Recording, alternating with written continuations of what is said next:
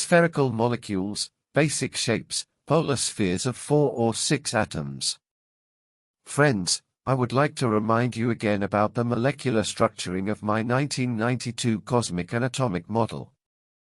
It is the generally three-dimensional and spherical shape of molecular structures, quite different from the current view that such structures are primarily flat and ring-shaped. This is clearly seen in these drawings, and if we think about it a little, we will see how illogical and ineffective these flat or ring-shaped molecules would be for constructing three-dimensional bodies such as known macromolecules and living beings in general. On the other hand, we understand the importance of magnetic polarity, Ns, at the atomic level, and logically, this polarity would attract atoms and molecules to recombine and form larger ones. Well, as explained on my website about spherical molecules, the attraction and interplay between magnetic poles causes atoms and molecules to attract and align themselves to recombine in a spherical shape, since a ring shape would make such recombination and structuring very difficult, with minimal possibilities of forming large molecular structures.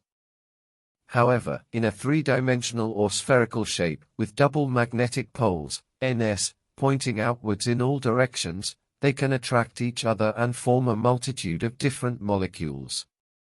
Of course, there are multiple observations, considerations, and deductions that lead us to believe that the polar and spherical shape is appropriate for the formation of molecules, such as: if molecules were ring-shaped, there would be rings of any number of atoms, the more atoms the better, and yet, there are only basic rings of 4 and 6 atoms.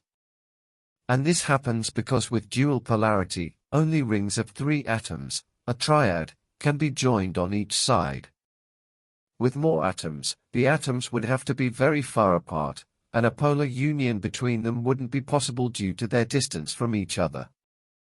So, architecturally or geometrically, there's no other polar union possible than 2 triads, one facing north and one facing south, or one triad facing north and a central atom facing south, or vice versa. That is, as seen in the drawings, tetrahedron shape, 1 to 3, or hexahedron shape, 3 to 3.